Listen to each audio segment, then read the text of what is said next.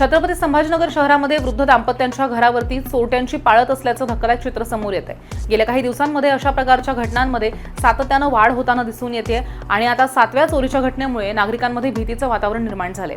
शहरामध्ये एकटे राहणाऱ्या किंवा घराबाहेर गेलेल्या वृद्ध नागरिकांच्या घरांना चोरटे सध्या लक्ष करतायत। यापूर्वी अशा 6 घटना समोर आलेल्या होत्या। आता ही 7वी घटना वेदांतनगर परिसरामध्ये घडली आहे। वेदांतनगर पोलीस ठाण्याच्या हद्दीमधल्या इंद्रनील अपार्टमेंटमध्ये राहणारे वृद्ध दाम्पत्य पर्यटनासाठी हिमाचल प्रदेशमध्ये गेलेले असताना चोरट्यांनी बंद घर फोडून दागिन्यांसह सुमारे 3,23,000 रुपयांचा ऐवज लंपास केला।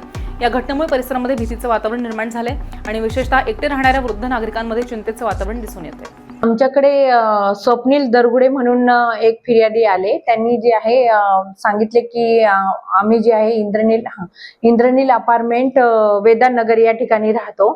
त्या ठिकाणी जे आहे तर मी सध्या बाहेरगावी कामाला आहे आणि माझे आई वडील घरातच होते, पण तेही थोडंसं फिरायला जे आहे बाहेर गेलेले आहेत।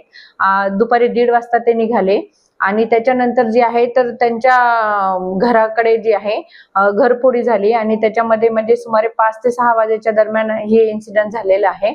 आणि त्यामध्ये जे आहे आमच्या घरातील काही सोनं, काही चांदीचे दागिने वगैरे चोरीला गेलेले आहे।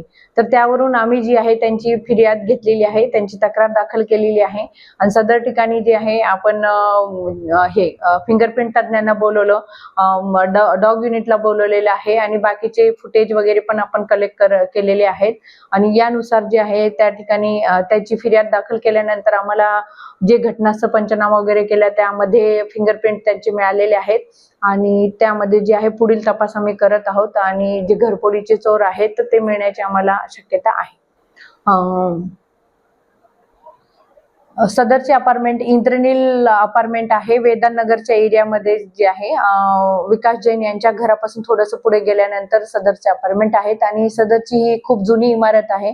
त्यामध्ये CCTV कॅमेरे लावलेले नव्हते आणि वॉचमॅन गार्ड सुद्धा त्या ठिकाणी ठेवलेला नव्हता आणि आपली पेट्रोलिंगची गाडी तर सदरच्या हद्दीमध्ये पेट्रोलिंग करून जात असते।